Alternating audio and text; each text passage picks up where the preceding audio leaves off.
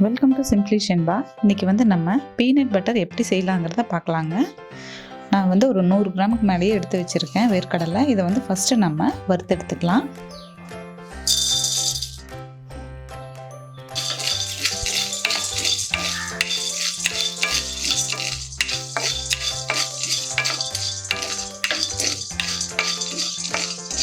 லைட்டாக colour change ஆகிற அளவுக்கு நம்ம வறுத்துக்கலாம்.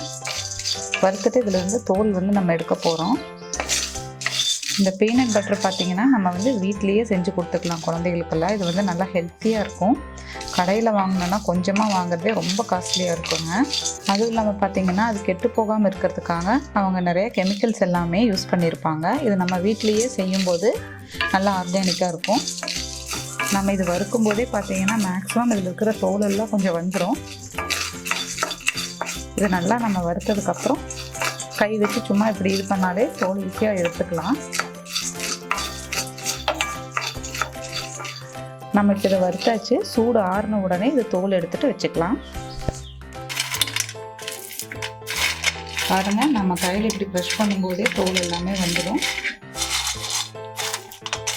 மேக்ஸிமம் வறுக்கும் போதே வந்துருச்சு எல்லா தோலும்.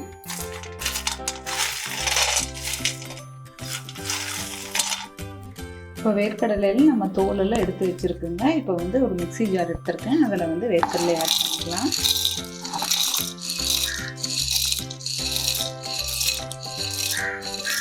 இப்போ நம்ம கொஞ்சம் சால்ட் ஆட் பண்ணிக்கலாம். சால்ட் ஆட் பண்ணி வச்சு நம்ம இதை அரைச்சி எடுத்துக்கலாம்.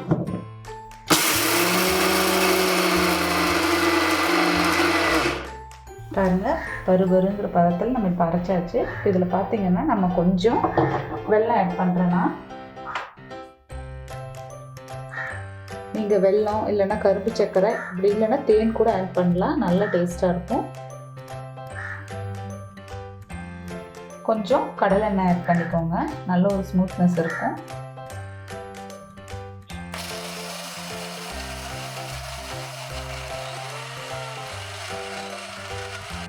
நம்ம இன்னும் கொஞ்சம் அரைக்கலாங்க. கொஞ்சம் பருபருன்னு இருக்குது. நம்ம இன்னும் கொஞ்சம் அரைக்கலாம்.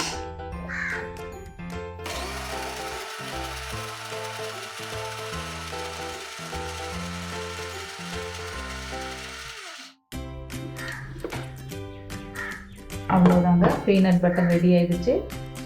ரொம்ப ஈஸியாக நம்மளே வீட்டில் செய்யக்கூடிய ஒன்று இது.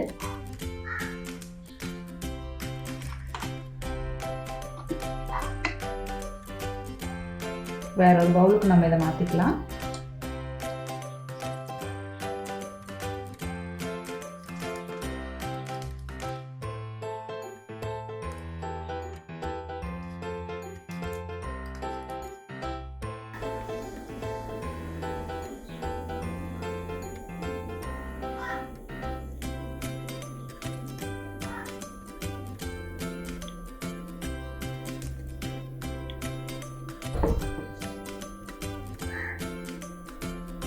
பீனட் பட்டர் ரெடி ஆயிடுச்சுங்க. இந்த மாதிரி ப்ரெட்டில் போட்டு குழந்தைங்களுக்கு நம்ம ஸ்நாக்ஸாக கூட கொடுக்கலாம். இது ஒரு ஹெல்த்தியான ஸ்நாக்ஸ். அவங்களுக்கு ரொம்ப பிடிக்கும். நல்லா இருக்கும் டேஸ்ட்டு.